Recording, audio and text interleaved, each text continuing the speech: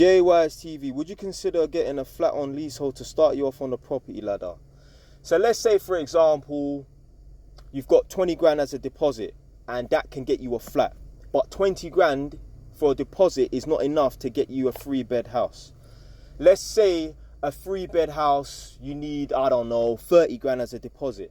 If you can get that deposit within the next 8 months, so if you can go from 20 grand to 30 grand in the next 8 months or a year, then yeah, maybe just stick it out and wait a year, save up enough for a 3-bed house deposit. But if it's going to take you like 2 years to get from 20 grand to 30 grand, then don't do it. Just go and get the leasehold flat. Get the leasehold flat. Hopefully you're looking to rent it out and that, because like I said in previous videos, if you're living at your parents' house and that you've got a good relationship, stay at your parents' house as long as possible, rent out the property, and then yeah, you can use some of the profits and that to go towards your saving up for the next property and that. So if you've got a deposit for a flat and that's all you can pretty much afford, if it's gonna take you like a year and a half, 2 years to save up for a 3-bed house, then just go and get the flat. But let's say, for example, you've got 20 grand for a flat and it could take you just like 6 months to get another 10 grand, which will equate to 30 grand. Then yeah, wait the 6 months to go and buy the 3-bed house.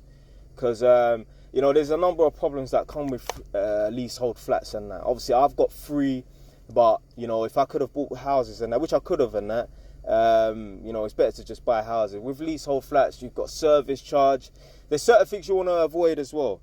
Avoid flats that have a lift, so an elevator, or avoid flats that have a concierge, you know, someone that sits at a desk and that. Avoid flats that are really high up and that, because obviously the service charge is probably going to be a little bit more as well, probably. With flats, you know, leasehold flats, you have to ask for permission if you want to start moving pipe work around technically. Technically, if you want to, what a lot of property developers do, they buy a 1-bed flat and convert the 1-bed flat into a 2-bed flat. They move what they do is they change the living room into an open plan kitchen living room, and the original kitchen, they turn that into a bedroom, and obviously you still got the original bedroom. So imagine, yeah, in a 1-bed flat, you have a kitchen, you have a living room, you have a bedroom. The bedroom remains the same.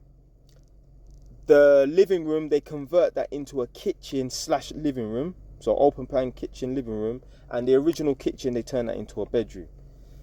But yeah, when you do things like that, allegedly, technically, you're supposed to contact the council. I mean, I contacted the council and they still ain't got back to me. That's been almost like fucking 2 years now, because I wanted to do that with one of my flats. So yeah, so there's a list of problems that you're gonna face with having a leasehold flat. Just dumb stuff like, if there's a little leak and that, well then the neighbours below are gonna start complaining to the council. Just bullshit like that. And then they're gonna contact you and want you to sort out the leak ASAP. But I've been to tenants' houses. It's so funny. So I work on behalf of the council and that, and I go into council people's houses and that, and they told me about leaks that they've had for a couple of weeks and that. And I'm thinking, you've had a leak for a couple of weeks and the council hasn't come out to sort that leak out. But when I had a leak from one of my flats, which has a council flat below, the council phoned me and emailed me that day and said, when are you going to get it sorted? We need it sorted ASAP. So I need to get the leak sorted out ASAP that are affecting council houses. But their own council houses, when they have leaks in it, they're like, yeah, we'll sort that out in 2 weeks. Just put a bucket underneath. Bullshit. So this is the bullshit you got to deal with. And this is the number one reason why I don't like having an ex-council property that's obviously a part of, well, it's not about that, it's ex-council, because the house I live in is ex-council. The house that I'm going to be moving to, I believe that's ex-council as well. But I don't have to deal with the council. But when you have a leasehold flat, you have to deal with the leaseholder. The leaseholder is the ultimate landlord. So you have to answer questions to them. Fucking dickheads, bro. But yeah. So yeah, if you've got the option to buy a flat out of if you're on a conundrum like, oh, I don't know if I should buy a flat or a house, ask yourself, how long is it going to take you to get the deposit for a 3-bed house? If you can get that in 6 months, 8 months, then yeah, just go and save up the deposit for the 3-bed house. If it's going to take you like 2 years and that, then just go and buy the flat. Just go and buy the flat. Anyway, man, that's it for today, man.